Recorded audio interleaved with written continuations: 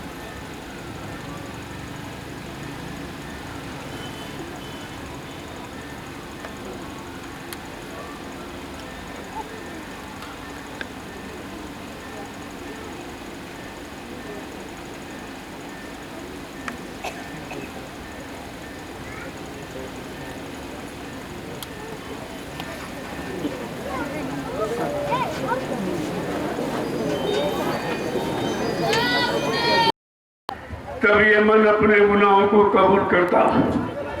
मैंने कितना अच्छा किया, कितना बुरा किया, कितना पाप किया, कितना पुण्य किया, कितना सुख किया, कितना सुख किया।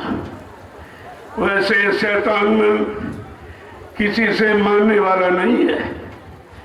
इसने बड़े बड़े ऋषि मुनियों को, योगियों को, महर्षियों को, ब्रह्मचारियों को धराशायी कर दिया।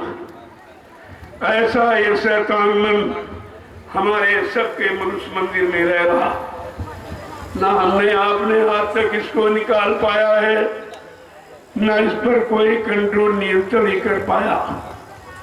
और ये मन मनमानी किया करता। जब जैसी इसकी इच्छा होती है, हमारे आपके शरीर को साथ में लेकर अगर काम की इच्छा हुई तो काम की इच्छा को पूरी करा लिया, क्रोध की इच्छा हुई तो क्रोध की इच्छा को पूरी करा लिया, लोभ मोह अहंकार की इच्छा हुई तो लोभ मोह अहंकार को पूरा करा लिया। और हम आप इसका कुछ नहीं कर सकते। तुम कहते हो पड़ोसी ठीक नहीं है, ये ठीक नहीं, वो नहीं, ये ठीक है, ये दुश्मन है। अरे कभी तुम ये नहीं कहते तो मेरा मन ही खराब है। ये खराबी क्यों सोचता है? ये खराबी की तरफ क्यों जल्दी जाता है? खराबी को, गंदगी को क्यों पकड़ता है? कभी आपने इस पर विचार किया है? कभी नहीं। जहां जहां गए हो गए, लेकिन ये बात किसी ने आपको नहीं बताई होगी कि सच्चा दुश्मन हमारा मन है, जो उनको पाप के घेरे में, दुराचार के घेरे में, व्यभिचार कुचार सुरापान के घेरे में ले जाता। शराब का ठेका आपको बुलाता नहीं है, शराब भी आपको नहीं बुलाती है। तुम्हारे मन की जो आदत खराब हो गई, ये आदत तुमको घसीट के शराब के ठेके पर ले जाती है। तुम कहते ये ठीक नहीं, वो ठीक नहीं। अरे ये क्यों नहीं कह लेते कि हमारा मन ही ठीक नहीं है? अब हमें आपको कुछ नहीं करना। संत महापुरुषों ने एक इशारा किया है, बड़ा बैरी मन घट में, इसी को जीतना कठिना, पढ़ो तुम इसी के पीछे और सभी यत्न तजना। कोई शारीरिक सुकर्मों के यत्न उपाय आपको नहीं करने। क्यों? आपने तीन तीन युगों से शरीर इंद्रियों से सुकर्म किए, पूजा किया, पाठ किया, तीर्थ किया, व्रत किया, हवन जब तब यज्ञ, गंगा स्नान किया, लेकिन मन इससे ठीक हुआ है? मन की कोई आदत इससे ठीक हुई है? मन को आपने भोगों से मोड़ पाया है, तब इससे तुम्हारा कोई काम ही नहीं हुआ। और तीन तीन युग निकल गए इसी में। काम कुछ नहीं हुआ। अब ये कलयुग आया है, कलयुग में संत पधारे और उन्होंने एक सच्चा अच्छा रास्ता दिखाया। वो है कौन सा? सत्कर्म का। 6 कर्म तो हम आप सभी जानते करते हो। आहार, निद्रा, भय, मैथुनस, खाना पीना, सोना, कमाना, मल मूत्र त्याग करना और औलाद बच्चे पैदा करना, ये तो पशु पक्षी भी करते। ये 6 कर्म सभी शरीर धारण करने वाले सब करते। फिर आपको मानव तन क्यों मिला? लिखा तो यह है कि बड़े भाग मानुष तन पावा असुर दुर्लभो सदग्रंथन गावा। बड़े भाग्य हैं जिनको परमात्मा खुदा ने अब की बार ये मनुष्य मंदिर दे दिया। ये सच्चा मंदिर है जिसको भगवान ने अपने हाथ से बनाया। क्षिति जल पावर गगन समीरा, पंच तत्व या रचित शरीरा। जल पृथ्वी अग्नि वायु आकाश 5 मसालों को मिलाकर विचित्र कारीगरी से भगवान ने, परमात्मा खुदा ने इस मनुष्य मंदिर को बना के तैयार किया और इसी में अपनी चेतन मूर्ति जीवात्मा को बैठा दिया, जिसके कारण ये शरीर चलता फिरता उठता बैठता खाता कमाता आपको नजर आता है। ये जीवात्मा है शरीर की ऊर्जा। तुम समझे रोटी दाल सब्जी से चलती, जब जीवात्मा निकल जाए फिर शरीर में रोटी सब्जी दूध मक्खन मलाई डालो, खड़ा होगा ये? इसे तुम खड़ा कर सकते हो? अरे ये 4 पदार्थों का प्रयोग जब तक करेगा जब तक जीवात्मा शरीर में रहेगी। तो खेल तो जीवात्मा का है और ये किसी ने चर्चा भी नहीं की कि जीवात्मा क्या है, ये कहां से आई, कैसे आई, किस तरीके से आकर यहाँ फंस गई, किसने फंसा लिया, किन किन साधनों में कैसे कैसे फंसा लिया। ये सब जानकारी संतों ने दी। संत नाते जगत में चरमरता संसार, गिरी बदरिया पापी बरस रहे अंगार, और संत न आते जगत में तो जरमरता संसार। अगर संत महापुरुषों का आगमन इस भारत भूमि पर न हुआ होता तो हमारी जीवात्मा इन जन्म मरण से कभी छुटकारा नहीं पाती। कोई आप योग कर लो, शरीर की कोई क्रिया कर लो, इससे जीवात्मा नहीं जगती है, क्योंकि जीवात्मा का विषय शरीर नहीं है। शरीर का विषय जीवात्मा है।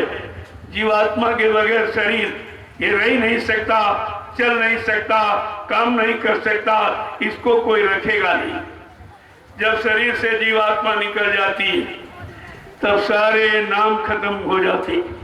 ये प्रधानमंत्री था, राष्ट्रपति था, मुख्यमंत्री था, डीएम था, एसडीएम था, तहसीलदार था और कोई, ये सारी महिमा समाप्त हो जाती। इसको जलते ही सारे साधन, सारे पद और सारा महत्व और सारे रिश्ते नाते ये सब जल के राख हो जाते हैं।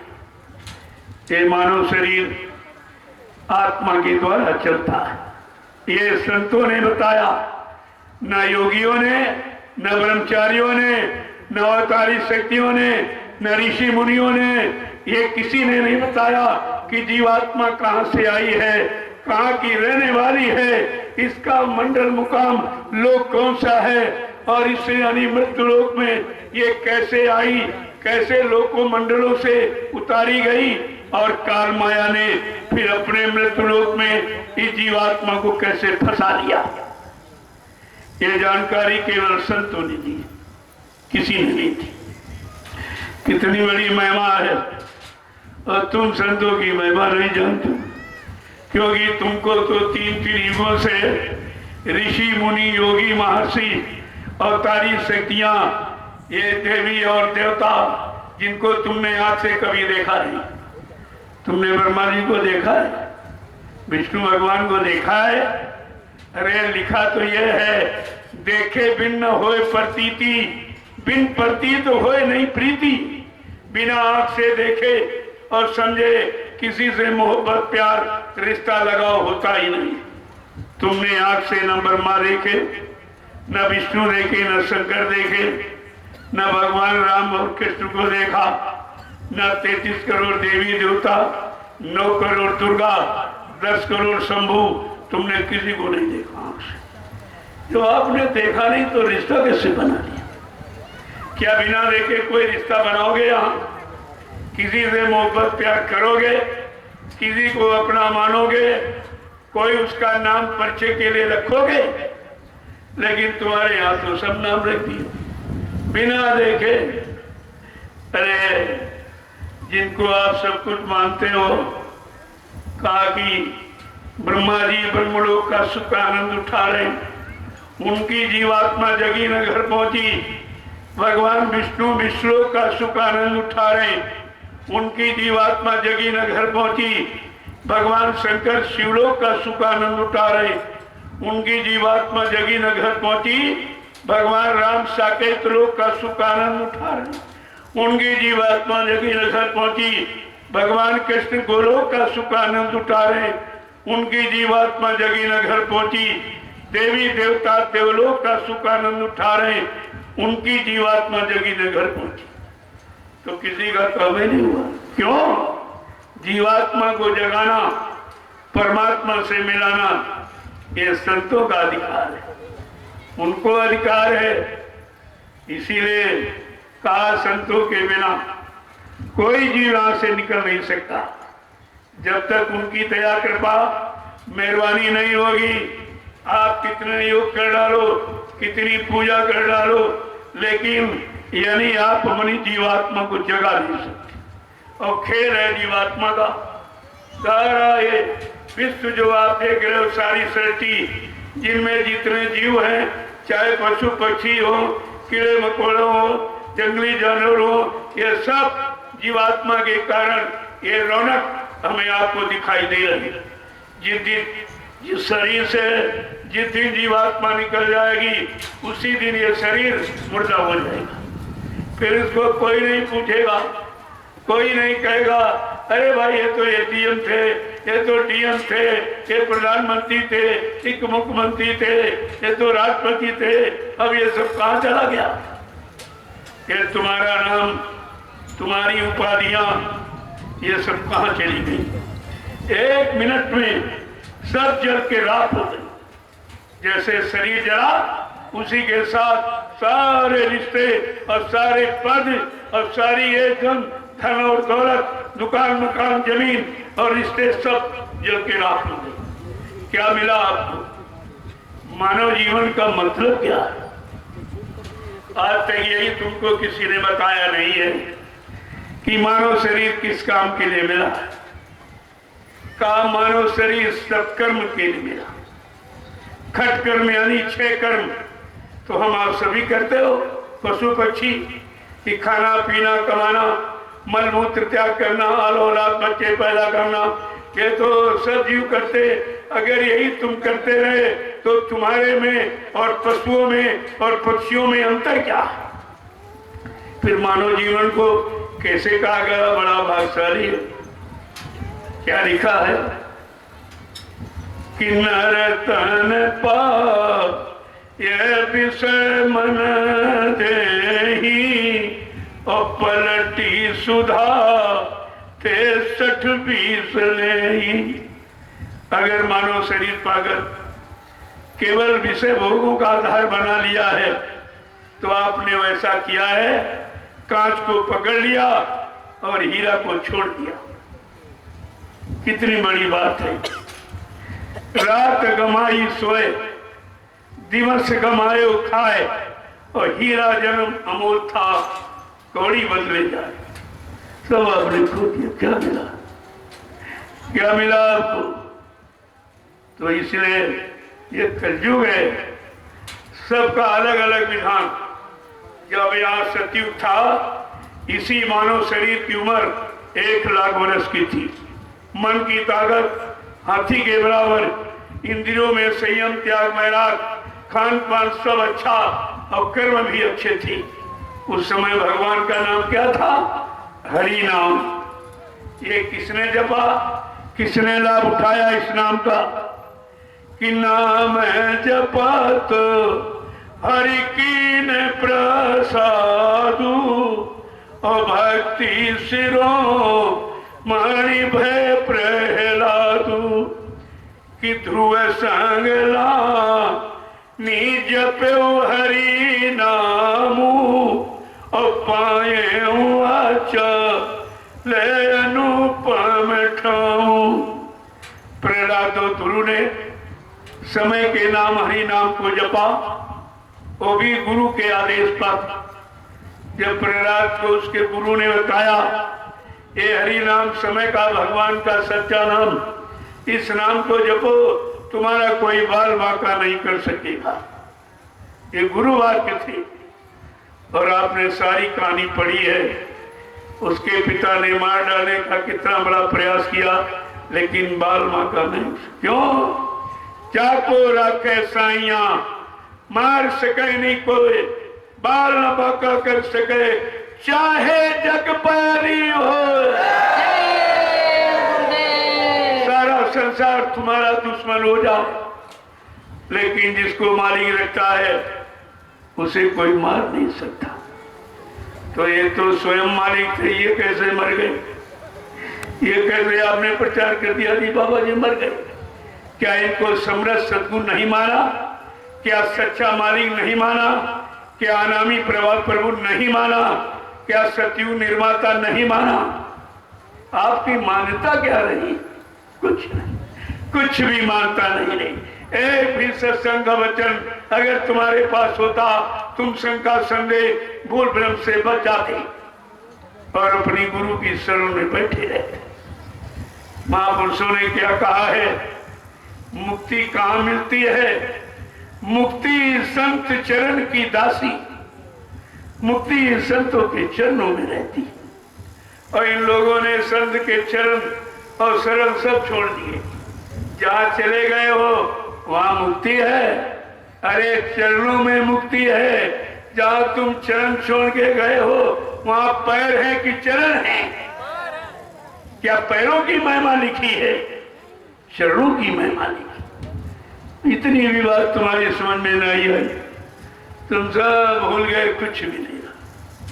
अगर तुम थोड़ा बहुत समझते रहते, क्योंकि हमारा देश गुरुओं का देश है, संतों का देश है और ऋषि मुनियों का, योगियों का, मासियों का, ब्रह्मचारियों का, अवतारी शक्तियों का, ज्ञानी विज्ञानियों का ये भारत देश है।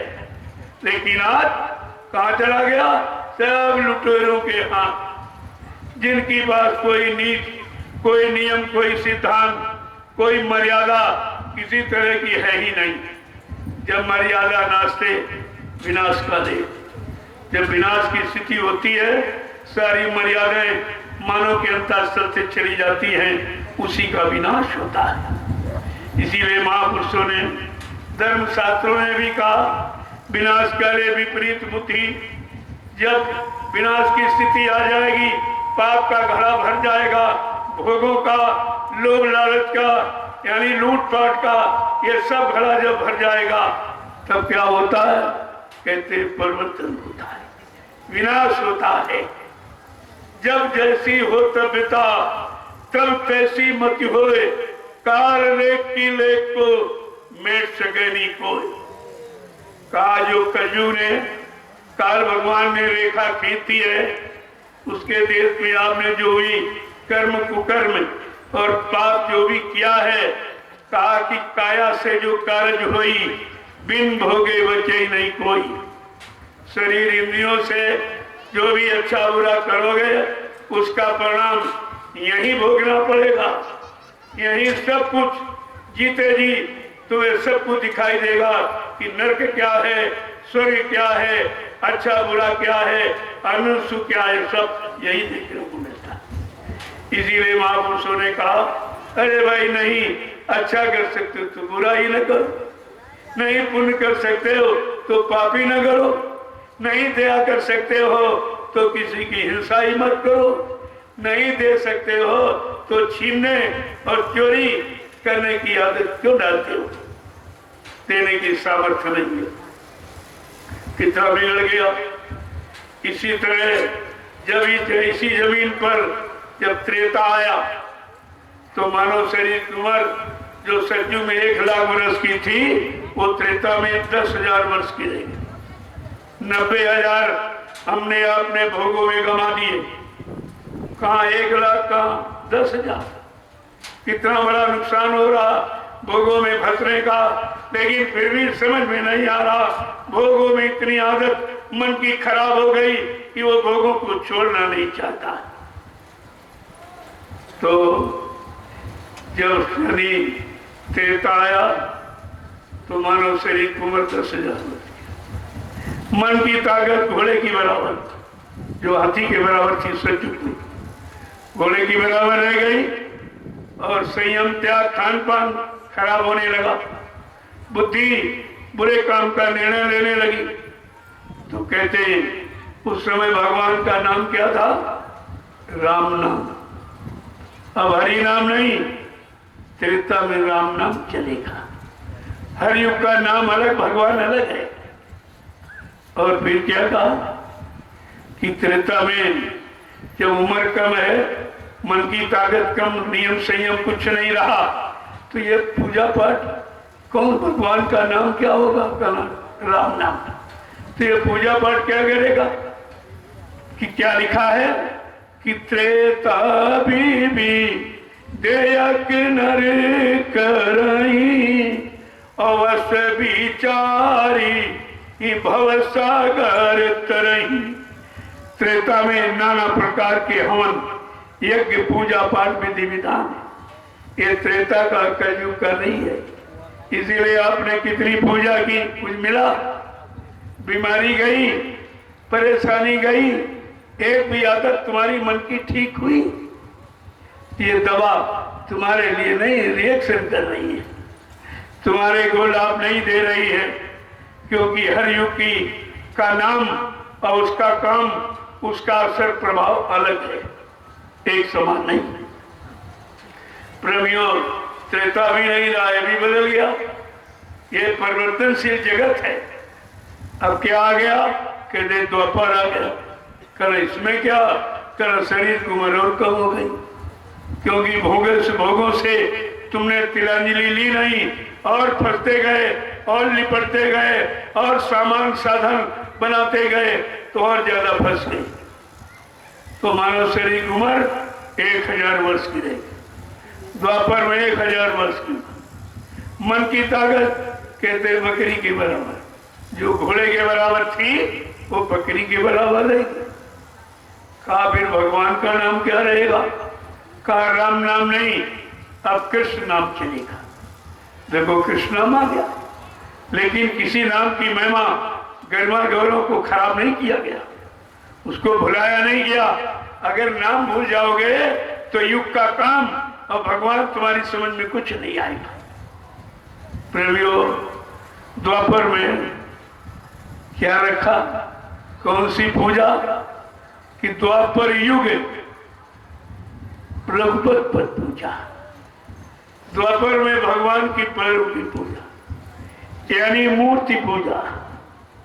ये मूर्ति पूजा का विधान वेद व्यास जी ने ये द्वापर युग के जीवों के लिए बनाया, तुम्हारे लिए नहीं है।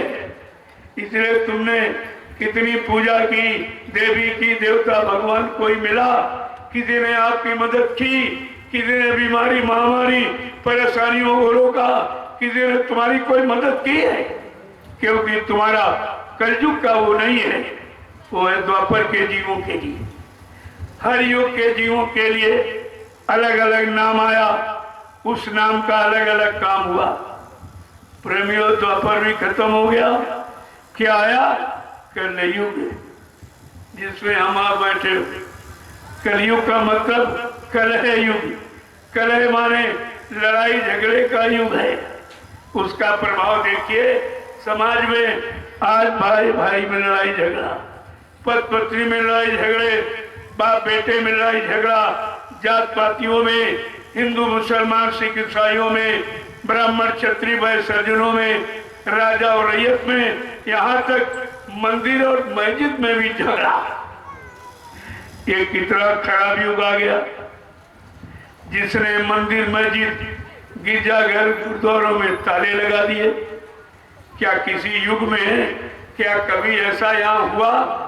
कभी ताले यानी लगाना इतिहास में आपने पढ़ा है?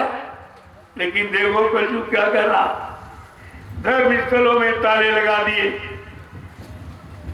ये प्रमाणित कर दिया कि यहाँ कुछ नहीं है। अभी तुम्हारी समझ में आए तो फिर क्या किया जाए? अगर तुम अपने घर के अंदर बैठे हो तो ताला लगाने दोगे? ताला कब लगाते हो? जब घर के लोग बाहर चले जाते। ये स्पष्ट है। अगर मंदिर मस्जिद गिरजाघर गुरुद्वारों में भगवान खुदा घाट देवी देवता होता तो ताले लगाने देता? ये पंडा पुजारी सब चिल्लाते रहे कि इनका विनाश हो जाएगा, सर्वनाश हो जाएगा। इन्होंने मंदिर मस्जिद गिरजाघर गुरुद्वारों को बंद कर दिया, ताले लगा दिए। हमने कहा उनको तो जुकाम तक नहीं हुआ, जुकाम तक किसी को नहीं हुआ। तुम कहते थे इनका सर्वनाश हो जाए। यही पाखंड, यही रूढ़वादिता, यही जड़ता की मनता हमें आपको चेतन से जुड़ने नहीं देती। हमारी जीवात्मा चेतन है, इसका मालिक परमात्मा चेतन है, इसका देश चेतन है। जो देश से नाम आएगा वो चेतन नाम आएगा। चेतन नाम जगाते हैं, उसी नाम का प्रचार कराते हैं। आज आपने देखा कलयुग में जय गुरुदेव नाम प्रभु का बड़ा संशय पैदा हुआ कि भाई जय गुरुदेव नाम प्रभु का कैसे हो गया। हमने कहा रामचरितमानस उठा के देखो, उत्तरकांड में गोस्वामी जी महाराज ने क्या लिखा? एक अनी अनामा अज सच्चिदानंद प्रभु धामा। वो एक ही अनामी धाम है, वहां एक अनामी महाप्रभु है। जब अनामी महाप्रभु स्वतः मानव चोला धारण करके मृत्युलोक मंडल में प्रभु नाम लेकर के आएगा, प्रभु नाम को जगाएगा, सिद्ध करेगा, प्रभु नाम का प्रचार कर जाएगा, जीवात्माओं को प्रभु नाम से जोड़ेगा और भवसागर में प्रभु नाम का बेड़ा लगाकर जीवात्माओं को प्रभु धाम पहुंचाएगा। तब जीवात्माओं का आवागमन छूट जाएगा, जन्म मरण से छुटकारा हो जाएगा। जब प्रभु धाम पहुंचे, सतलोक तक आवागमन है, संत महापुरुष आते जाते रहते, वहां तक भी आवागमन है। इसलिए जो प्रभु धाम से आएगा, गोस्वामी जी महाराज गृहस्थ थे, उन्होंने पूरा अनुभव किया। उनको गुरु जब मिल गए और उनसे उन्होंने नामदान मिल गया और नाम की उन्होंने कमाई की और सब लोक मंडल मुकामों में जीवात्मा को पहुंचाया और सारा दृश्य दिखाया। तब उन्होंने वर्णन किया है देख करके, ये सुन करके पढ़ के नहीं, अपनी दिव्य आंख जो जीवात्मा के में एक आंख है, दिव्य आंख यानी जो भूत भविष्य वर्तमान तीनों को एक ही जगह बैठकर देख लेती है, सारे भूमंडल को देख लेती है, जिसने अंड पिंड ब्रह्मांड पार ब्रह्मांड और सतलोक अनामी धाम वो सबको देख लेती है। ये दिव्य दृष्टि सबके पास है, हमारे आपको भी परमात्मा ने दिया, लेकिन कोई खोलने वाला गुरु नहीं मिला तो बंद पड़ी है। जैसे आपकी शरीर के दो आंखें, दो कान, नाक के सुराख अगर बंद हो जाए तो कुछ खाई सुनाई कोई सुगंध बदबू मिलेगी? आप देख पाओगे? आप तब आप प्रयास करते हो, चलो वही कोई डॉक्टर वैद्य हकीम की तलाश करो जो इसका जानकार हो, मिल जाएगा, हमको औषधि जड़ी बूटी दे देगा तो हमारी आंख कान ठीक हो जाएगी। तो आपने शरीर के आंख कान को ठीक करने के लिए डॉक्टर वैद्य हकीम को देखा और ढूंढा, लेकिन जीवात्मा की दिव्य आंख कान नाक जब से यहाँ आई तब से बंद पड़ी है। कभी आपने प्रयास किया, कभी किसी से पूछा? क्योंकि ये जानकारी ही नहीं थी। ये तो जानकारी संतों ने दी अभी 750 वर्षों में। इसके पहले जानकारी थी ही नहीं कुछ, उन्होंने आकर के जानकारी दी। इसीलिए गोस्वामी जी महाराज ने उत्तरकांड में सब कुछ लिखा, लेकिन आपने कभी पढ़ा नहीं। उत्तरकांड का मतलब तुम्हारे सारे प्रश्नों का उत्तर है, तुम्हारी सारी शंकाओं का समाधान है। उत्तरकांड में उन्होंने कहा ये दिव्य आंख कान नाक कौन खोलेगा? कि सतगुरु दे बचन भी स्वादा और संयम ये ना विषय की आशा। कितना साफ साफ लिखे बताया कि सतगुरु रूपी वैद्य मिल जाए और उनके वचनों पर विश्वास कर लो, वो तुम्हारी दिव्य आंख कान नाक खोल देंगे। विश्वास कर लो। तुमने विश्वास किया? अरे 45 करोड़ चेलों में किसी ने गुरु पर विश्वास किया? सबको गुरु पर शंका हो गई और सब शरण और चरण छोड़ के भाग गई। यही तुम्हारी गुरुमुक्ता है, ये गुरु भक्ति तुम्हारी है। तुमने अपने गुरु को नहीं, अरे सदगुरु थे भगवान राम कृष्ण को तो गुरु ही मिल पाए। हम आप कितने बड़े भाग्यशाली हो कि हमें आपको सदगुरु मिल गए, समय के सदगुरु मिल गए और आपको बिना मांगे अमोलक धन नाम दान, जीवात्माओं के धन का दान आपको बिना मांगे दे दिया। मुफ्त, कोई दान दक्षिणा नहीं, रुपया पैसा, मुफ्त में आपको दे दिया और कहा इस नाम की कमाई कर। घर गृहस्थी परिवार में रहना, कोई दाढ़ी बाल नहीं रखाना, कोई लाल पीले कपड़े पहनकर बाहरी कोई ढोंग, कोई पाखंड, कोई बनावट, सजावट, दिखावट मत करना, क्योंकि जीवात्मा अंदर में है, बाहर में करने से कोई लाभ नहीं मिलेगा। ले संत मत में किसी को दाढ़ी रखाने का आदेश नहीं है। हाँ, या तो दो या साध या गुरु, दो को दिखा। साध या गुरु, साध रखा हुए गुरु और गुरु रखा हुए साध, और साध गुरु में भेद नहीं, उनमें कोई भेद नहीं होता। उनको अधिकार होता है कि यहाँ से पूर्ण विरक्ति कर चुके हैं, विषयों से बहुत अलग खड़े हैं, भोगों से करोड़ों को दूर हैं, वो रखते हैं चीज को। दाढ़ी रखने का मतलब हमने वो चीज रखी है जो हमारे जीवात्मा के कल्याण की। हमने गुरु के वचनों को रखा संभाल के, उनके आदेश हुक्म को रखा है, माना है, उनको तो रखाना ठीक है। बाकी एक ढोंक पाखंड तुम्हारे लिए हानिकारक है। लोग तुम्हें साधु महात्मा समझ के सम्मान करेंगे, उस सम्मान तुम्हारा कर्जा बन जाएगा। लाभ और मान क्यों चाहे, पड़ेगा सब तुझे देना। गुरु का ध्यान कर प्यारे, बिना इसके नहीं छूटना। अगर छुटकारा चाहता है तो गुरु का ध्यान। तुमने किया गुरु का ध्यान? तुमने गुरु का ध्यान रखा? गुरु का ध्यान, गुरु के वचनों का ध्यान, गुरु के द्वारा बताई नाम युक्ति का ध्यान तुमने कभी रखा है? कुछ नहीं, कुछ नहीं। 45 करोड़ में कुछ नहीं, सब खाली नहीं।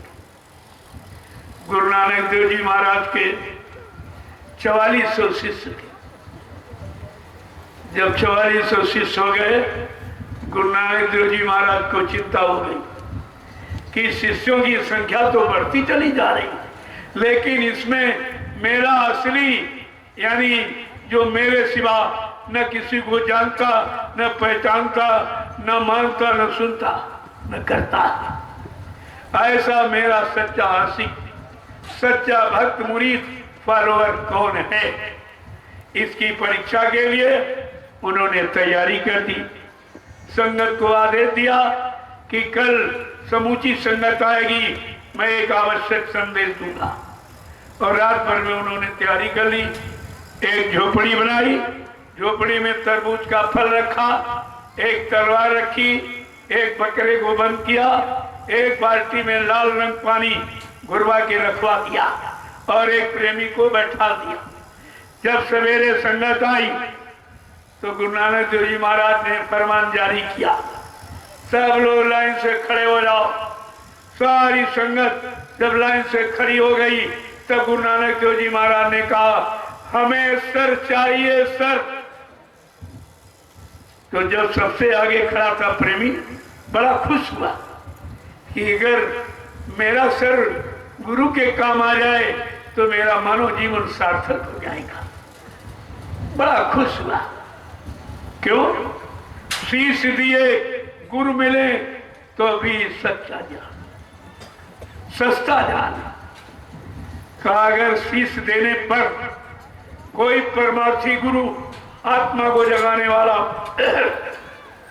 परमात्मा से मिलाने वाला, पाप कर्मों में माफी दिलाने वाला, ऐसा समृद्ध सदगुरु अगर मिल जाए, उसके मिलने में अगर ये सर चला जाए तो ये सस्ता सौदा है। गुरबाणी क्या कहती? शीश दिए गुरु मिले तो भी सस्ता जान। लेकिन तुम्हारे पास गुरबाणी, गुरबचन जो कुछ है ही नहीं, सब तुमने छोड़ दिए। छोड़ करके फिर उन्हें गुनहगारों के पास फिर चले गए हो जिन्होंने गुरु के साथ कितना बड़ा अन्याय किया। अगर जिस न्याय को मैं खोल के कह दूं तो यहाँ ऐसे ऐसे प्रेमी बैठे जिनका हार्ट अटैक हो जाएगा, अपने गुरु का अपमान नहीं बर्दाश्त कर सकते हैं। ये सब आपके सामने आएगा, चिंता मत कीजिए। बहुत थोड़ा समय रह गया, एक गंदगी सिमट जाने दीजिए। अब प्रकृति ने झाड़ू उठा ली, ये सब गंदगी निकल जाएगी। सब गंदे जीव, गंदा खान पान करने वाले सब सिमट जाएंगे, तब ये सतयुग पदार्पण करेगा। ऐसे नहीं आएगा। इसीलिए बाबा जी ने क्या कहा, जिन लोगों ने गंदगी फैलाई है मैं इन्हीं से गंदगी उठवा दूंगा। तुम इस पचड़े में मत पड़ो, तुम भजन करो, तुम्हारा काम कुछ और है। लेकिन तुमने इसको समझा कुछ नहीं, तुम भी उसी गंदगी में चले गए, उसी पचड़े में तुम फिर से फंस गए, क्योंकि तुमने गुरु वचनों को याद नहीं रखा। जब भूल जाओगे, बाबा जी ने क्या कहा था, हमारे सत्संग वचनों को बच्चा ऐसे संभाल के रखना जैसे रुपए पैसे, सोने चांदी, हीरे जवाहरात को गांठ पे बांध के रखा जाता। अगर मेरे वचनों को कहीं तुमने भुला दिया तो मेरी दुआ और दया के भंडार से तुम करोड़ों को पीछे चले जाओगे। आज यही हो गया, सब के सब बिचारी। तो गुरु नानक देव जी महाराज ने जब आदेश दिया तो सबसे आगे खड़ा था, बड़ा खुश हुआ और खुशी से अंदर चला गया। वहां जो पहले से प्रेमी बैठाला गया था उसने तलवार उठाई और तरबूज पर मारी तो खच की आवाज हुई, बकरे का कान में था तो म्यां की आवाज हुआ और एक लोटा लाल रंग पानी फैला दिया। बाहर निकल के आया, संगत ने देखा, अरे इसका तो काम हो गया। इसी तरह से 1 2 3 4 5 अंदर गए। जब छठे का नंबर आया, गुरु नानक देव जी महाराज ने फिर कहा, हमें सर चाहिए, सर। तो भगदड़ मच गई। अरे वहां तो सर मांगा गया था, तब भगदड़ मच गई। यहाँ तो बिना मांगे भगदड़ मच गई। 45 चौरस था, भाग के छोड़ के भाग गई। प्रेमियों, गुरु नानक देव जी महाराज का जब इतिहास लिखा गया, आपने सुना पड़ा होगा, पंच प्यारे, 5 प्यारे निकले। अब तुम्हारे यानी 4400 शिष्यों में 5 प्यारे निकले और तुम्हारे यहाँ 45 करोड़ में एक भी गुरु का प्यारा नहीं निकला। कोई दौलत का प्यारा, कोई आश्रम का प्यारा, कोई जमीन का प्यारा, कोई मान सम्मान का प्यारा निकला, लेकिन गुरु का प्यारा एक भी नहीं निकला। कितने बड़े अफसोस की बात है। तुमने सारे गुरुओं पर कलंक लगा दिया, सारे संत समाज पर कलंक लगा दिया, और नाम की महिमा पर तुमने कलंक लगा दिया। तुम्हारा गुनाह तो माफ करने योग्य ही नहीं है। कैसे माफ किया जाए? कोई बोला 45 करोड़ चेला और 5 लोगों ने नाटक कर दिया। 5 नहीं, 45 करोड़ क्या करते रहे? ये क्या करते रहे? अरे तुम्हारी इतनी बड़ी संख्या, तुम मुंह से आवाज भी नहीं निकाल पाए अपने गुरु के सत्य। जो वचन तुमने सुने, जो वादे सुने कि बाबा जी ने कहा मैं परिवर्तन करने आया हूं, परिवर्तन करके ही जाऊंगा। माई का लाल हमें इस परिवर्तन से न रोक सकता है, न मेरा काम कोई कर सकता है। फिर आप कैसे वचनों को भूल गए? तुम्हारे जैसा गुनहगार और कोई होगा? तुम अपने गुरु का अपमान सुनते रहे, और ये सबसे बड़ी मृत्यु की सजा वो भी इन लोगों ने दे दी कि बाबा जी मर गए, और तुम ये अपराध अपने गुरु का सुनते रहे। तुम्हारे में से कोई सूरवीर नहीं निकला, कोई गुरुभक्त नहीं निकला, जिसको अपने गुरु के प्रति हमदर्दी हो, जिसने वचनों को सुना हो, आदेश हुक्म का पालन किया हो, नाम की कमाई की होती तो अपने गुरु की पहचान होती, लेकिन कोई पहचान नहीं। इसीलिए बाबा जी ने पहले ही कह दिया था कि मेरा कोई जीव शंका संदेह में ना आ जाए, कोई इनको बहका भरमा ना दे, लोभी लालची। इसलिए ने पहले ही बताया था मैं कलयुग का इतिहास बनाने आया हूं। ऐसा इतिहास बनाऊंगा जो भूते न भविष्यते, सतयुग से द्वापर के लोग अपने अपने युग का इतिहास पढ़ना भूल जाएंगे। इसी भारत की धरती पर मैं ऐसा चमत्कार करके दिखाऊंगा जिसको हिंदुस्तानी नहीं सारा विश्व नमस्कार करेगा। ये कितनी बड़ी आवाज है, कितना बड़ा संकल्प प्रतिज्ञा, और आपने अपने गुरु की आवाज को नहीं समझा, उनकी प्रतिज्ञा और वादों को झूठ माना, तो तुमको कितनी बड़ी सजा मिलेगी। सब सजा पाने के अधिकारी हैं, क्योंकि तुमने गुरु का घोर अपमान लोगों ने किया, मौत का प्रचार किया। अरे हाँ, जब किसी का अपमान करना होता है तो मुर्दाबाद के नारे लगाए जाते, और बड़ा अपमान करना होता तो उसके नाम का चौराहे पर पुतला जलाते हैं। तुमने दोनों काम किए, गुरु को मुर्दा भी कहा और पुतला भी जलाया। तुमने कौन सा सम्मान किया? पहले अपने कर्मों को देखो, अपनी मानसिकता को समझो, तब तुम्हारी समझ में आएगा मैं गुरु का कितना बड़ा ऋणी हूं। क्योंकि कहा था ये नामदान, इसकी कीमत, ये सारी दौलत दुनिया की, सारा सामान अगर चढ़ा दो, नामदान की कीमत कोई अदा नहीं कर सकता। हम आप कितने बड़े गुरु के ऋणी हैं कि नामदान का तो कर्जा भी अदा नहीं हुआ, और ये और गुनाह पाप कर दिया कि मर के चले गए, धोखा लेके चले गए, बेईमानी करके चले गए, झूठ बोल के चले गए। ये आपने प्रचार किया।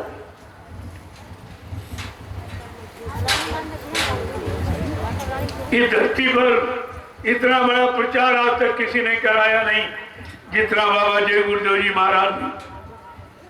10 जुलाई 1952 से 2012 60 वर्ष पूरे हिंदुस्तान में घूम घूम कर हिंदुस्तान का कोई प्रांत, जिला, तहसील, ब्लॉक, शहर, कस्बा, गली का पूछा छोड़ा नहीं, जहां पर उन्होंने आने वाले समय की जानकारी और होने वाले प्राकृतिक प्रकोप को न बताया हो। 6 नवंबर 1986 में बाबा जी ने कोरोना के बारे में सबसे पहले इशारा किया था। आगे ऐसी महामारी आएगी जिसका लोग नाम भी नहीं जान पाएंगे, वो नाम कोरोना होगा। कोरोना का मतलब क्या क्या ना तुम करो, ना तुम झूठ बोलो, ना निंदा लोचना बुराई करो, ना मुर्गा मीट अंडा खाओ, ना शराब पियो, ना किसी की बुराई करो। इसलिए तुम्हारे मुंह पर ये पट्टी बांध दी गई जिसको तुम मास्क कहते हो।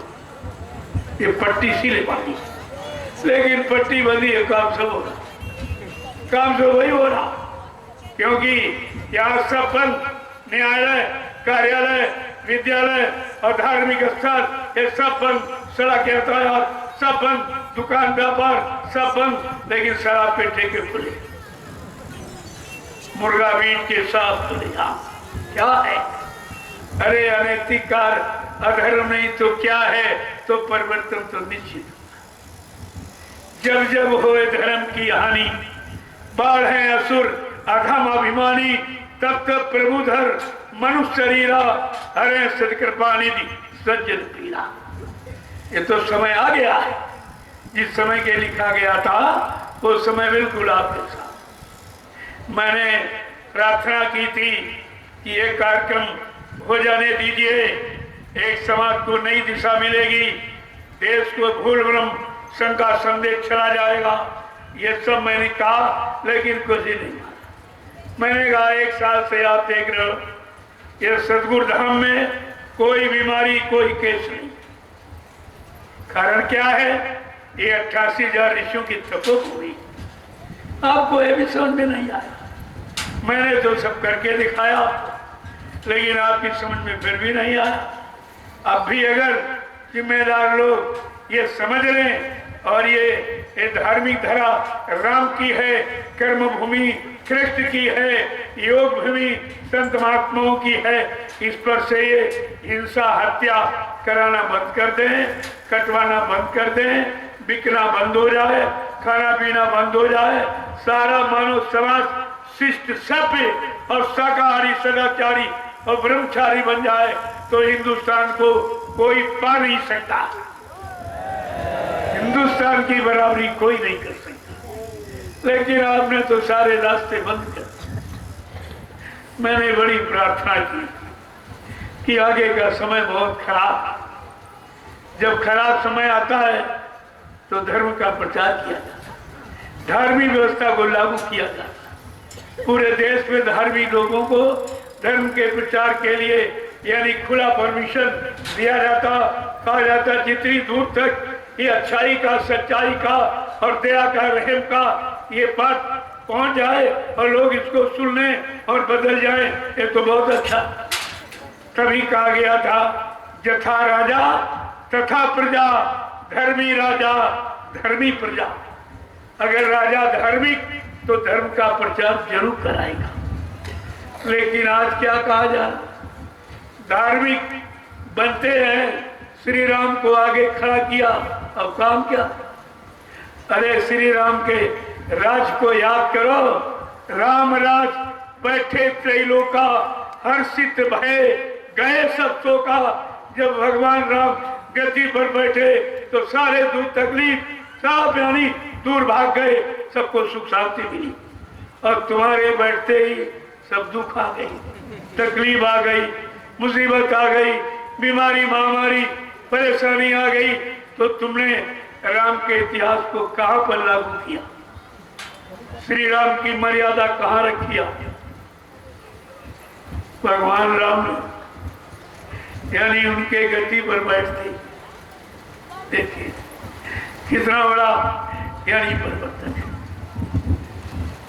धीरे धीरे ये व्यवस्था, और उन्होंने 2 गुरुओं को रखा, गद्दी पर अपना नहीं बैठे, 2 गुरुओं को पदासीन किया, एक धर्म गुरु, एक राजगुरु। धर्म की व्यवस्था बिगड़ती तो विश्वामित्र से सलाह ली, राजनीति की व्यवस्था बिगड़ी तो वशिष्ठ जी से सलाह ली, और इनके यहाँ कोई गुरु ही नहीं, सब निगुरे, कोई गुरु नहीं। अरे भाई, प्रथम तिलक वशिष्ठ मुनि की नाम। जब वशिष्ठ मुनि उनके गुरु थे, उन्होंने तिलक कर दिया, राजा बना दिया, मंजूरी दे दी, तब वो गद्दी पर बैठे। इनके यहाँ कोई गुरु है, अपने मन से तिलक लगा लिया, बैठ गए। देख लो हालत क्या है। राजनीति चलाई जा रही कि घसीटी जा रही। घसीटने में जनता के चिथड़े उड़ रहे, कोई सुनने वाला नहीं। जबकि रामचरितमानस क्या कह रही है कि यानी मतलब स्पष्ट शब्दों में कहा, लेकिन समझता कौन है? जा सुराज प्रीत प्रजा दुखारी, स्वर्ण पवस नरक अधिकारी। जिसके राज में प्रजा दुखी है वो राजा नरक में जाता। ये मैं नहीं कह रहा हूं, ये रामचरितमानस कह रही। और आप राम के पुजारी बन रहे, राम राज कहते हो, ये राम राज है, इसी को राम राज कहते। अरे ये भी तो समझो कि तुम ये कर क्या रहे हो। तुम भगवान राम को भी कलंकित कर रहे हो, उनकी राजनीति को कलंकित कर रहे हो, उनकी मानव व्यवस्था को कलंकित कर रहे हो। ये अपराध नहीं तो क्या? क्या इससे बड़ा और कोई अपराध है? ये सब सोचना पड़ेगा। ये प्रकृति तुम्हें मजबूर कर देगी सच्चा अच्छा बनने के लिए।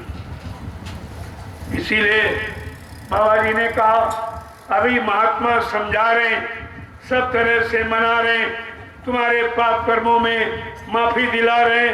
अगर तुमने इनकी बात नहीं मानी, इन पर विश्वास न किया, तो पीछे कुदरत खड़ी है, अपने एक डंडे से 200 करोड़ का वारा न्यारा कर देगी। ये बाबा जी के वचन तुमने सुने ही नहीं। बेचारे 60 साल हिंदुस्तान को बताते रहे, समझाते रहे, सुनाते रहे कि आगे का समय बहुत खराब है, ऐसी ऐसी स्थिति परिस्थिति बनती चली जा रही, लेकिन किसी ने उस पर ध्यान ही नहीं। गोस्वामी जी महाराज ने कलयुग के जीवों के लिए इशारा किया कि अगर साधु आज्ञा का फल ऐसा, जरे नगर अनाथ कर जैसा, अगर साधु संत महात्माओं की आज्ञा का उल्लंघन जो समाज परिवार देश जातियां मुल्क करेंगे, वो जल करके रात हो जाएगी। ये वचन है। अरे रामचरितमानस को फिर से पढ़ो, ये विश्व प्रसिद्ध विश्वमान ग्रंथ है, सारा विश्व मानता है इसकी नीतियां को। ये नीतियों का ग्रंथ है, सारी नीतियां, समाज नीति, परिवार नीति, न्याय नीति, सत्य नीति, प्रेम नीति, सुरक्षा नीति, सारी नीतियों का भंडार रामचरितमानस। और इसीलिए उस भंडार में और किसी का नाम नहीं, नैमिषारण्य का नाम आया। गोसाई महाराज ने क्या लिखा? तीर्थवर नैमिष विख्याता, अति पुनीत साधक सुखदाता। ये नैमिषारण्य तीर्थों का तीर्थ राजा, पावन पुनीत। और आगे क्या, किसको लाभ मिलेगा? कहते जब साधक सुखदाता, जब किसी संत के साधक नाम की कमाई करेंगे, इस भूमि का लाभ उनको मिलेगा। कोई उजारी पुजारी पढ़ने के लिए नहीं देता। अरे रामचरितमानस तो पढ़िए, तुम्हारी अकल सब खुल जाएगी, जो बंद है सब खुल जाएगी। क्योंकि संत महापुरुष किसी बात को छिपाते नहीं। गूढ़ हो तत्व न संत दुराऊ, गूढ़ राज को जो नहीं मतलब संत महापुरुष कभी छिपाते नहीं, वो पर्दाफाश करते। लेकिन आप सुनो समझो तब तो, तुम मानो तब तो तुम्हारी समझ में कुछ आएगा। इसीलिए समय की चीज को, आज व्यवस्था क्या है, चारों तरफ समाज, बच्चे, बूढ़े, बुजुर्ग सब रो रहे, चिल्ला रहे, कोई इनकी सुनने वाला नहीं है। इसीलिए तो इशारा करके कहा गया था कि पाप हंस रहा है, धर्म रो रहा है, प्रभु तेरी दुनिया में क्या हो रहा। कैसा इशारा किया है, हे प्रभु तुम्हारी दुनिया में क्या हो रहा, तू कहाँ सो रहा है? यहाँ पाप तो हंस रहा और धर्म रो रहा। तुमने धर्म के लिए राजा रावण को मारा, धर्म के लिए महाभारत किया, आज तुम्हारी जमीन धरा पर धर्म जा रहा है। तुम कब आओगी? कब आओगी? कब ये काम होगा? तो इसीलिए कहा था कि पाप हंस रहा है, इधर में रो रहा है, प्रभु तेरी दुनिया में क्या हो रहा है? मंदिर ओ मस्जिद में कोई नहीं जाता है, गीता रामायण की अब कोई नहीं सुनता है। ये गंगा और जमुना के तट पर धर्म सो रहा है, और प्रभु तेरी दुनिया में क्या हो रहा है? ये पाप हंस रहा है, धर्म रो रहा है, प्रभु तेरी दुनिया में क्या हो रहा है? माता पिता की घर में कोई नहीं मानता है, अब तो हर घर में देखो नारी ही की चलता है। माता पिता की घर में कोई नहीं मानता है, अब तो हर घर में देखो नारी ही की चलता है। भाई और भाई का शत्रु हो रहा है, और प्रभु तेरी दुनिया में क्या हो रहा है? सत्यता न्याय पर कोई नहीं चलता है। रामचरितमानस क्या कह रही है कि शिव दधीच हरिचंद्र नरेशा, और सत्य हेतु से कठिन कलेसा, अधर्म न दूसरी ही सात समाना, अवागम निगम हे पुराण बखाना, के सत्य के समान दूसरा धर्म नहीं है। आज कलयुग में क्या है? झूठे लेना, झूठे देना और झूठे भोजन, झूठ चबेना। बिल्कुल इसी में स्थिति उलट गई, कुछ नहीं बचा। ये सब क्या है कि सत्यता न्याय पर अब कोई नहीं चलता है। छोटी छोटी बातों में नरगंगा कसम खाता है, एक एक कौड़ी पर ईमान खो रहा है, और प्रभु तेरी दुनिया में क्या हो रहा है? ये पाप हंस रहा है, धर्म रो रहा है, और प्रभु तेरी दुनिया में क्या हो रहा? ये कलयुग है। लेकिन संतों ने सबसे अच्छा माना। वो कहते हैं कलयुग समनयान युग, जो नर कर विश्वास, कलयुग के समान जीवात्माओं को अपने घर जाने का कोई ऐसा युग नहीं है। अगर संत महापुरुषों के वचनों पर विश्वास हो जाए। विश्वास, बिन विश्वास न कोनो सिद्धि, बिना विश्वास के कोई काम सिद्ध नहीं होता। और आपने अपने सच्चे गुरु पर से विश्वास हटा लिया।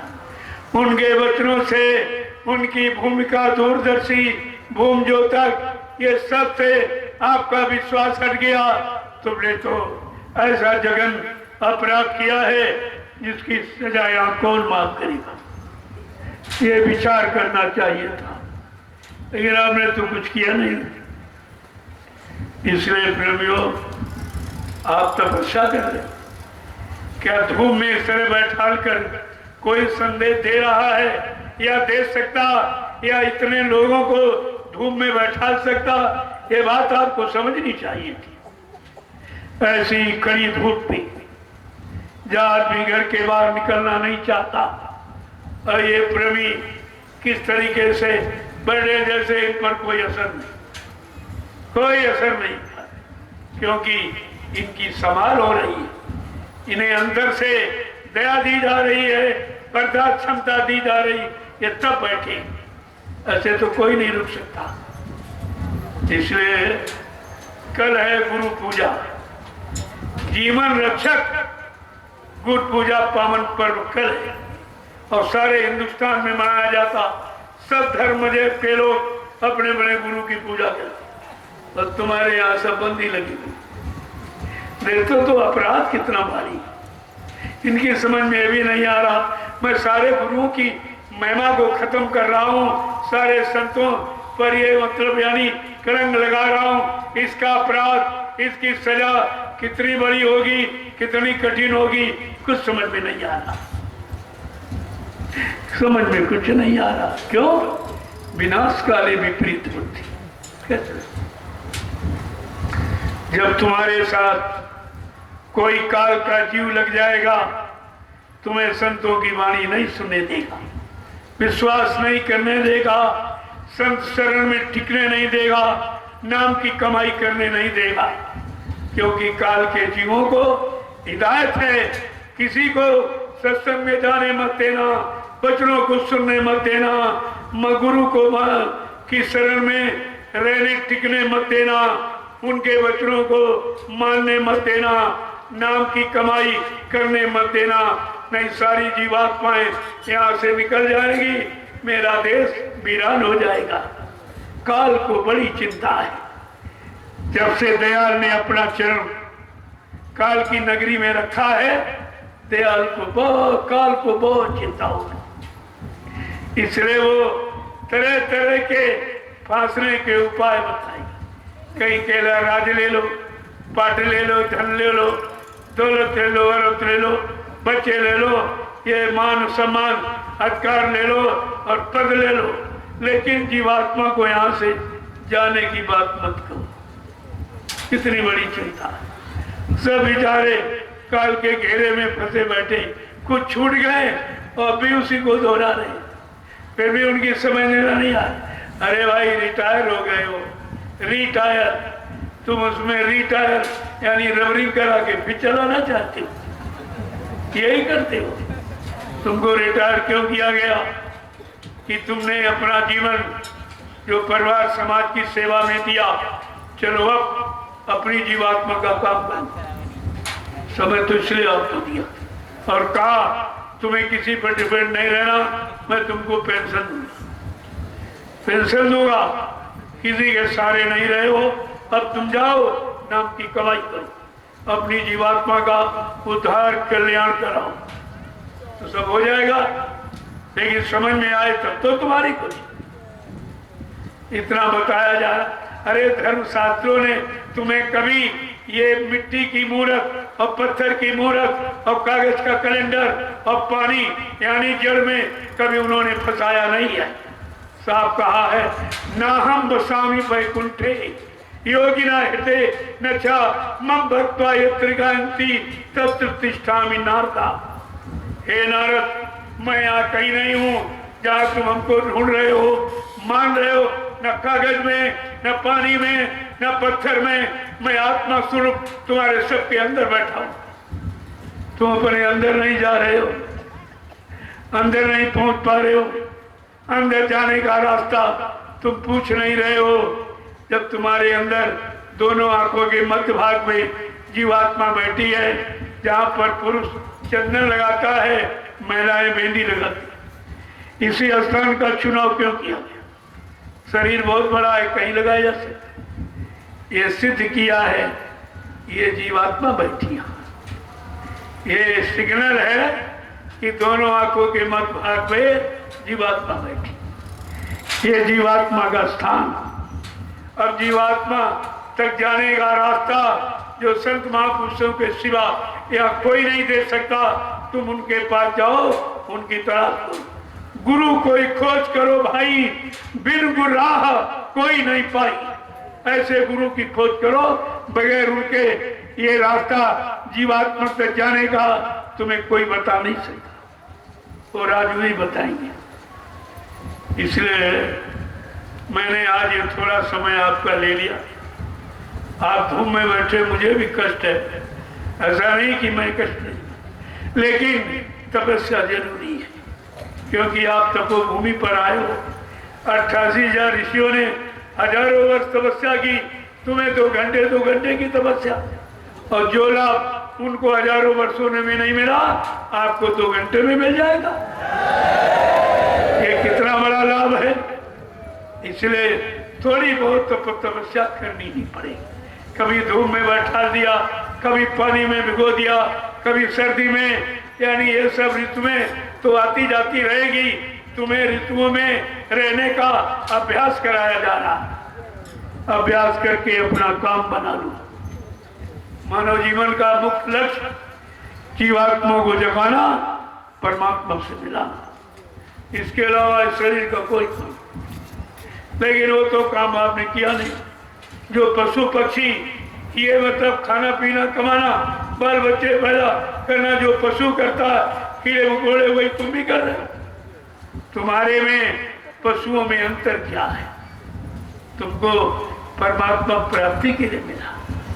जब मानव शरीर में जीवात्मा आएगी तब वो परमात्मा से मिल सकती, उसको अधिकार है। ये तो माँ के गर्भ में जब 5 महीने का पिंड तैयार हो जाता तब हरकत करता, खुशबू बदबू की एहसास करता। गर्भ की स्थिति, मुंह नीचे पैर ऊपर, माँ का मलमूत्र बच्चे के मुंह पर से गुजरता। कितनी गंदगी, कितनी यातना, कितना कष्ट है। ये है गर्भवास की सजा। और तुम्हें गर्भवास में आना ना पड़े, हमेशा के लिए अपने घर चले जाओ, वो बात तुम्हारी समझ में नहीं आती होती, आपकी समझ में नहीं आती। तो जब जीवात्मा वहां पर गर्भवास में ऐसी असहनीय पीड़ा, दुख को जब, यानी मतलब जब देख रही है तो वो प्रार्थना करती।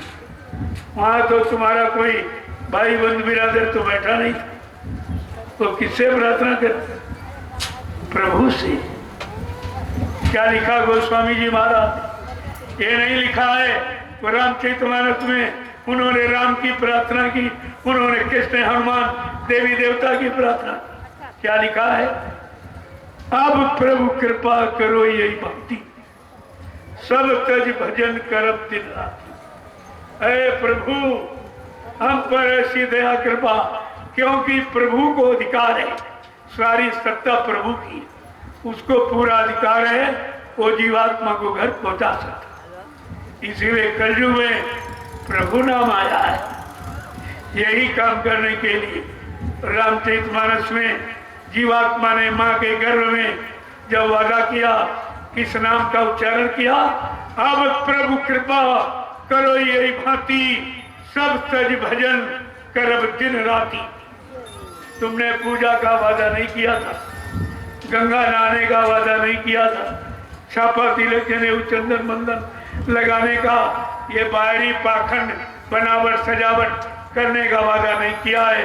तुमने वादा किया भजन करो दिन राति। मैं दिन रात तुम्हारा भजन करूंगी, हमको इस गर्भवास के नर्क में बाहर कर। तो उसने कहा हमने कितनी बार तुमको बाहर किया? यहाँ तुम मुसीबत में तो प्रार्थना करती हो, जब बाहर चली जाती माया की चकाचौंध में तुम हमको भूल जाती हो। तो कह रहे नहीं, अब की बार मानव तन का सौभाग्य मिला, मैं नहीं भूलूंगी। हमको आप नरक कुंड से बाहर करो, मैं किसी संत महापुरुष की तलाश करूंगी, अपने घर का रास्ता पूछ लूंगी, हमेशा के लिए अपने घर चली जाऊंगी। देखो सब लिखा पढ़ी क्या, रोज यहाँ पाठ करते, मैं चारों तरफ सुनता हूँ अखंड पाठ हो रहा, और सब कह यही रहे, सब यही कह रहे कि प्रभु की कृपा भयो सब काजू, और जन्म हमार सुफल भयो आजू। जब प्रभु की कृपा होगी तो हमारा जन्म सुफल हो जाएगा। कितना साफ साफ है, प्रभु की कृपा कहाँ हो रही? प्रभु नाम का उच्चारण कहाँ हो रहा? प्रभु नाम की आवाज रात दिन नैमिषारण में लगाई जाती, नैमिषारण से ही ये प्रभु नाम की आवाज सारे हिंदुस्तान में लगाई जा रही है। आपको सोचना चाहिए, यहाँ कोई अपनी तरफ से मनगढ़ंत बात नहीं कही जाती। जो शास्त्र अनुकूल है वही आपके पास सामने खोल कर रखता हूं। ये तो शास्त्र कह रही, तुम उनकी भी बात नहीं मानते। इसलिए कल जीवन रक्षक गुरु पूजा पावन पर्व, सारा हिंदुस्तान गुरु की याद करता है।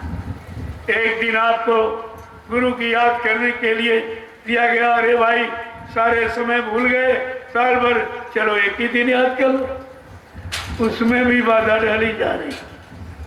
ये बाधा डालने वाले कितना बड़ा गुनाह कर रहे हैं, कितनी बड़ी सजा पाने के अधिकारी बन रहे हैं कि तुम प्रभु नाम के उच्चारण में, जहाँ प्रभु नाम का उच्चारण हो रहा, प्रभु नाम से सारा काम किया जा रहा, वहाँ अगर कोई बंदिश लगा दी जाएगी, कितना जघन्य अपराध हो जाएगा, कितनी बड़ी सजा पाने के अधिकारी लोग बन जाएंगे। प्रेमियों, कल बोलूंगा, कल आपको बताऊंगा कि जीवन रक्षक गुरु पूजा महान पावन पर्व। कल के दिन सबको स्वतंत्र कर देना चाहिए। जाओ सब लोग अपने अपने गुरु की याद करो, उनकी पूजा करो, उनसे प्रार्थना वंदना करो। ये खराब समय टल जाए, महामारी चली जाए हमारे देश से, तो तुम कम से कम उनको मौका तो दो प्रार्थना करने का। तुम खुद तो करते नहीं हो, और जो कर रहे हैं उनको करने नहीं देते। ये कौन सा पुण्य काम आप कर रहे? अरे कुछ तो सोचो, परमात्मा ने मानव बुद्धि दी है तो कम से कम उस बुद्धि का तो सदुपयोग करो। और तो परीक्षण का यंत्र है। अच्छे शुभ कर्मों को करने और सोचने समझने और निर्णय लेने का अधिकार बुद्धि के पास, और आपने बुद्धि भेज दी इन गुनहगारों के यहाँ 5 साल के लिए जो मतदान किया, मतदान यानी इच्छा बुद्धि का दान कर दिया, अपनी बुद्धि दे दिया। फिर तुम सोची क्या सकते हो, तुम करी क्या सकते हो, तुम मांगी क्या सकते हो? तुम्हारी आवाज खत्म हो जाएगी, तुम कुछ नहीं कर सकते। जब आपने बुद्धि दान में दे दी, तुम्हारे पास क्या बचा? कुछ सोचना चाहिए। जय गुरुदेव, जय गुरुदेव, जय गुरुदेव, जय गुरुदेव, जय गुरुदेव, जय गुरुदेव। जय गुरुदेव नाम किसका? प्रभु का, जय गुरुदेव नाम किसका? प्रभु का, प्रभु का प्यारा नाम। जय गुरुदेव। जरा खड़े हो जाइए आप लोग। ये जितनी देर तुम्हारे खड़े होने में है, बस उतनी देर सत्यवाणी में जो तुम संभल के खड़े नहीं हो, चल नहीं पाते हो, जो सिखाया पढ़ाया गया उसे कर नहीं पा रहे हो, इसी की तो देर है। कहा था बच्चा, मैंने परिवर्तन का सारा मसाला तैयार कर दिया, जिस दिन तुम सबको इसके काबिल देखूंगा सौंप दूंगा। लेकिन काबिलियत की पहचान कैसे होती, योग्यता की पहचान कैसे होती? परीक्षा के द्वारा। और यहाँ परीक्षा भी नहीं ली, बिना परीक्षा के सब फेल हो गए। पता नहीं, गुरु ने अपनी परीक्षा, क्योंकि हम लोग परीक्षा के काबिल नहीं थे। जब उन्होंने अपनी परीक्षा दी और फेल हो गए चेला, बड़े अफसोस की बात है। जेल में हो गए, 21 महीना बेड़ी हथकड़ी उन्होंने पहरी। किसके लिए? कौन से? यानी सुख आनंद के लिए, हम सब जीवों के लिए। हमारे जीवों को कोई दुख तकलीफ ना आवे, परेशानियां ना आवे, मुसीबतें ना आवे, इसके लिए सारी मुसीबत का गट्ठर बांधकर और 21 महीने के लिए जेल में चली गई। क्या किसी गुरु ने धरती पर अपने शिष्यों के लिए काम किया है? जरा इतिहास देखिए गुरु का कि अपने शिष्यों के लिए इस तरह की कुर्बानी किसी गुरु ने नहीं दी, शिष्यों ने दी है लेकिन गुरु ने नहीं दी। आज हमारे आपके लिए गुरु ने कितनी बड़ी कुर्बानी, आपने उस कुर्बानी का पारितोषिक क्या दिया है कि मर के चली गई, ये इनाम दिया।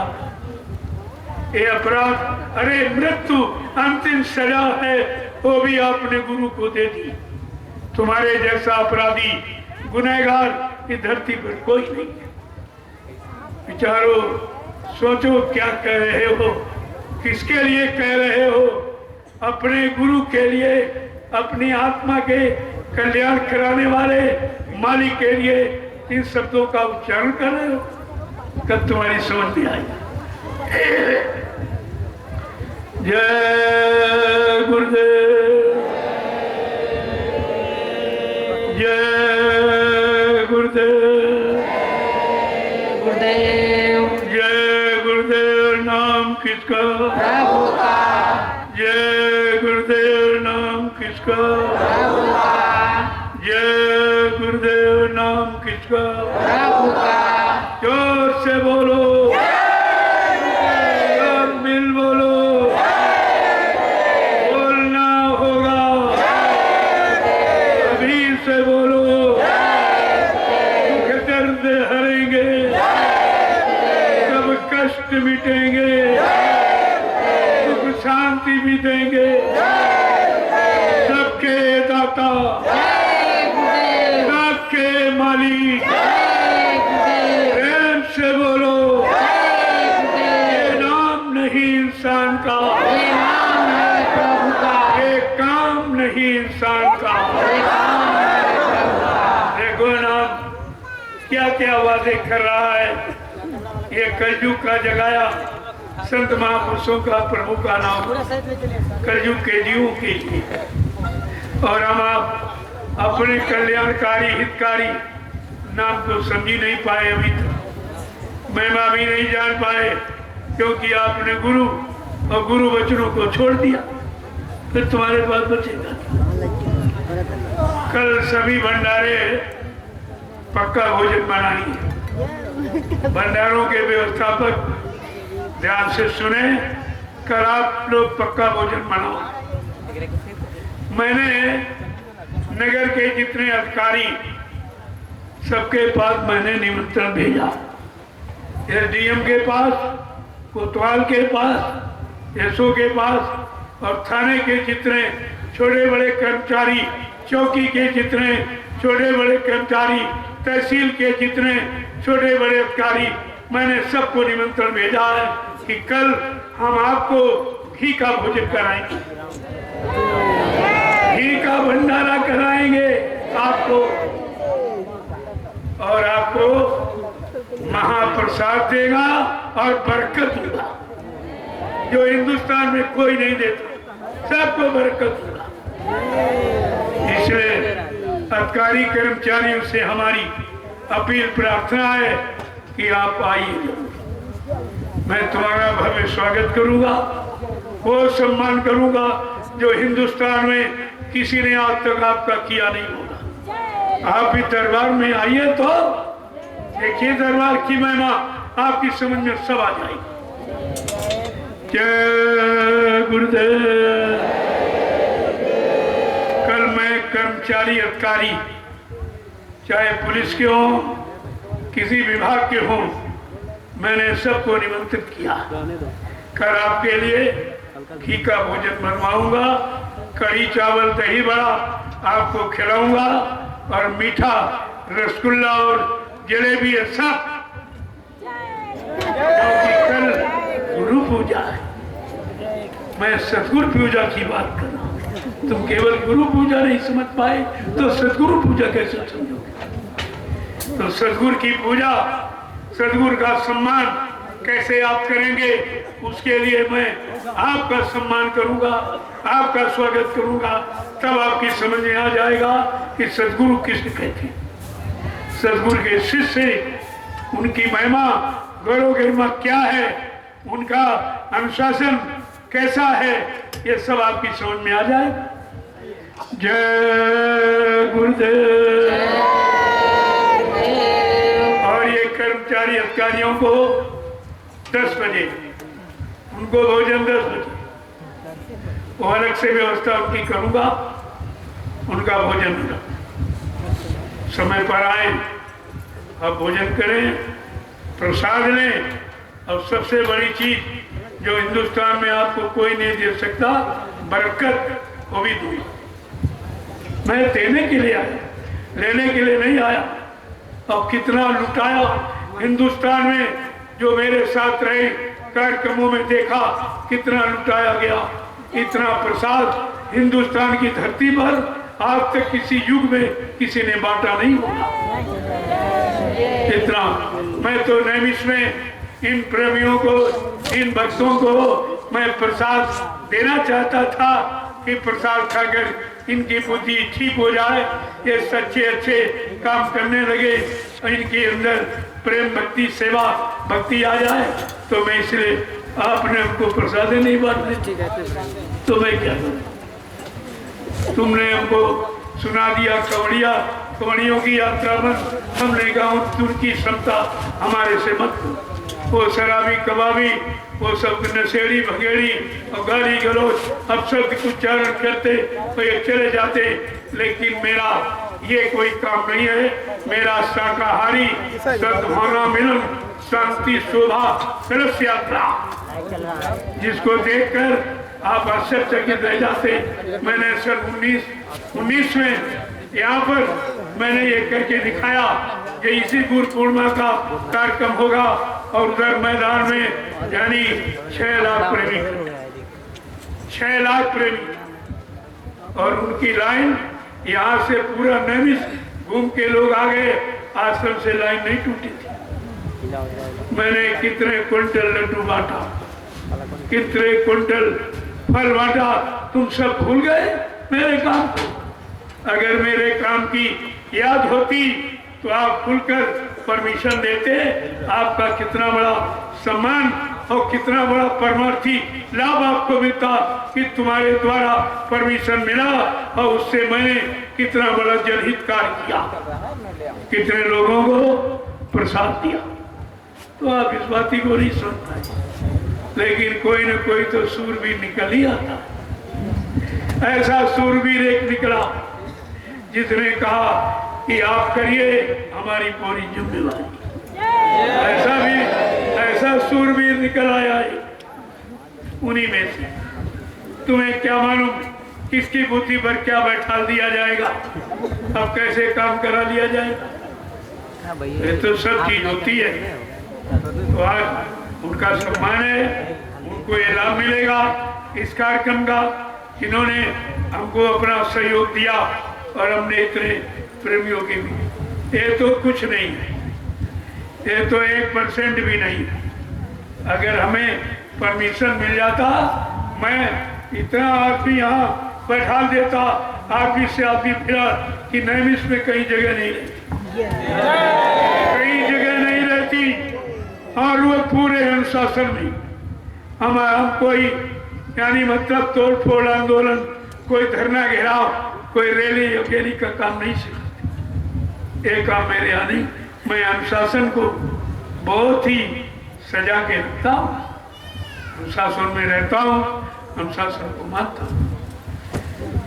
लेकिन आपको सोचना चाहिए ये कार्य, अरे तुमने तो हमको भी सब में तोल दिया, वही समझ बैठे।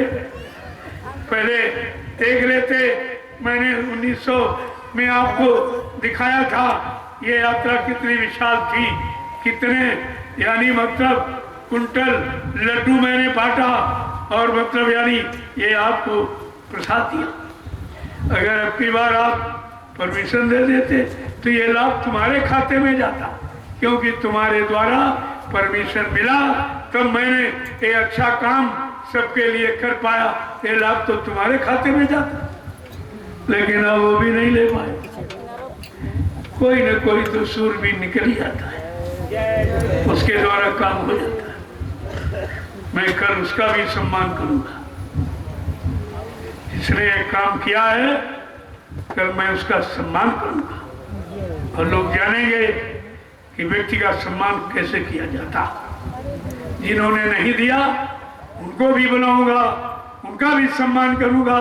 मेरा काम सम्मान करने का, अपमान करने का नहीं, निंदा आलोचना बुराई क्रिटिसाइज करने का नहीं।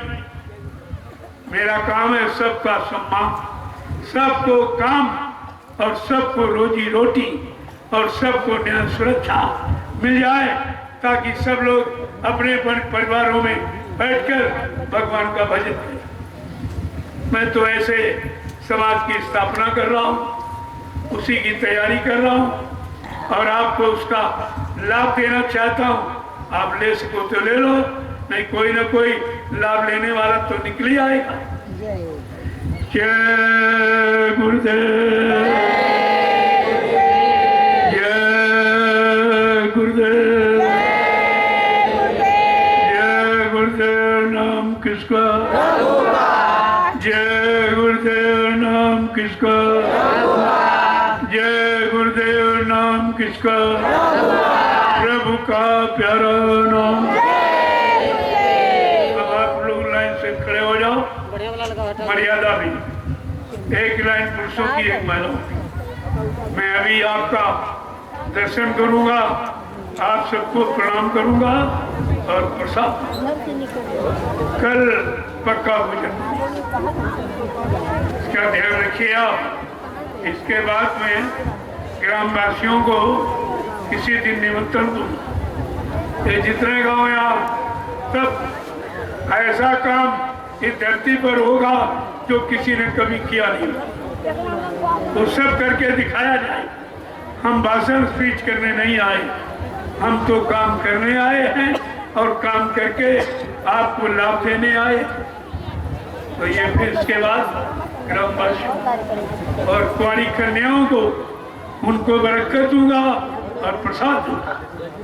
आप देखना इस खेल को किस तरीके से हो रहा, जो हिंदुस्तान में कहीं नहीं, कोई नहीं कर सकता, न कभी किया, न कर रहा, न आगे कोई कर सकेगा। वो काम मैं करके दिखाऊंगा। जय गुरुदेव। कल आप लोग लाइन से पूजा करेंगे, वो पूजा स्थल आपका बनाऊंगा। जो पुराना सत्संग स्थल है वो पूजा स्थल, आप लाइन से सुबह 5 बजे से इसका मुहूर्त है, आप उस मुहूर्त से पूजा करिए, उसका लाभ मिलेगा आपको। अपना प्रसाद लेके जाएं और वहां से प्रसाद देखिए ताकि तुम्हारे पर अपने दिए का लाभ मिले, दूसरे का लिया लाभ नहीं, अपने दिए का लाभ मिले। ये बात को समझना चाहिए आप। तो सब लोग कल वहां पूजा करेंगे 5 बजे से, तभी शाम तक सब लोग कर पाएंगे क्योंकि अभी लोग आ रहे हैं। मैंने कहा था भाई भी शासन प्रशासन से थोड़ा आदेश नहीं है, लेकिन पूजा के लिए तो स्वतंत्र सब कर सकते, पूजा के लिए कोई रोक नहीं, लेकिन आओ और जाओ, आते रहो, जाते रहो, चलते रहो, करते रहो। तो आप लोग तो कल पूजा कर लेंगे, इसके बाद यहाँ से ऐसा रवाना हो जाओ जैसे चिड़ियों की तरह कि चुन के चले गए, किसी को पता भी नहीं लगा। ऐसे पूजा करके यहाँ से उठ जाओ, फिर जब बुलाऊंगा तो फिर आ जाना, उसमें क्या, लेकिन पूजा करके तुरंत रवाना हो जाओ। इसमें भी कोई राज है, कोई रहस्य है, कोई आपका लाभ है, कोई नुकसान होने वाला, कोई दुर्घटना होने वाली, उससे आपको बचाया जाना। कल पूजा करो और फौरन यहाँ से एकदम रवाना हो जाओ। और कुछ भंडारे रहेंगे, भंडारे रहेंगे, भंडारों को आदेश नहीं है, वो रहेंगे क्योंकि आगे अभी और कुछ होगा। ग्रामवासियों को निमंत्रण, कन्याओं को, उनको पानी बरकत और प्रसाद, ये सब काम होगा, इसलिए भंडारे रहेंगे ताकि इनको सेवा का मौका मिल जाए। ये तो सबसे बड़ी सेवा है। अन्न लेने को अन्नदान, देने को कितनी बड़ी बात। देने को अन्नदान, लेने को सत्यनाम, तरने को दीनता, डूबने को अभिमान। ये 4 सूत्री कार्यक्रम कलयुग में हमें आपको ये करना चाहिए। कल भी आपको सत्संग सुना होगा, आप पूजा करते जाना, सत्संग सुनते जाना, दोनों काम आपके हो जाएंगे। जय गुरुदेव, जय गुरुदेव। जो लोग आदेश में गए हैं उनको मौका है कि ये पूजा 30 तारीख तक चलेगी, ताकि लोग आते रहें, पूजा करके जाते रहें, आते रहें, जाते रहें। कोई भीड़ नहीं, कोई भीड़ नहीं होगी। सब लोग पूजा कर लोगे और सब लोग आ जाओगे। अपना काम बनाना सीखो, यही बुद्धिमानी है। जय गुरुदेव। आप सबके दर्शन के लिए मैं तो कोई महात्मा नहीं हूँ, ना मैं गुरु जी स्वामी जी बनता। ये काम यहाँ कुछ नहीं होता। हमें बड़े काम से फुर्सत नहीं, तुम्हें यहाँ बनने बनाने की बात करते। अरे जिसको तुमने चंदा नोट वोट दे के बनाया, उसने तुम्हारा कोई काम बनाया है? इसलिए यहाँ ये काम बनने बनाने का काम नहीं, या करने कराने का। हमें जो आदेश हुक्म मिला है मैं उसका पालन करता हूँ, और आपसे कहता हूँ आप भी पालन करिए, आपको उसका लाभ मिलेगा। असली चीज ये जो यहाँ काम करने आया वो कभी न गुरु बना, न संत बना, न सिद्धूरी, कुछ नहीं। वो केवल सेवक बनकर सेवा का कार्य करके कितने लाख जीवों का कल्याण करके मानव तन छोड़ के चला गया। उनका काम बनाने का होता, अपने आप को बनने बनाने का नहीं होता। जय गुरुदेव। अब मैं आप सबका दर्शन करूंगा, क्योंकि आपने तपस्या की है। धूम में बैठकर ऐसे तपस्वियों का तो दर्शन करना बड़े भाग्य से होता है। आप सत्य तपस्या भी कर ली, समझ में आपके कुछ नहीं आया, उसे कह दिया जाता एक आदमी को बैठो तो कोई नहीं बैठता, नहीं बैठ पाता। आप देखो बराबर 2 घंटे से आप बैठे हो, 2 घंटे हो गए पता नहीं चला। मैंने भी कुछ नहीं कहा, क्योंकि मेरे कहने का समय तो कल है। कल गुरु पूजा, जीवन रक्षक गुरु पूजा महान पावन पर्व है। कल गुरु के बारे में जानकारी आपको मिल जाएगी कि गुरु कैसा हो, गुरु का काम क्या है, गुरु किस काम के लिए आता है, कौन सा काम करके जाता है, ये सब कल जानकारी आपको दूंगा। जय गुरुदेव। आज मैं यहीं से विराम ले रहा हूँ।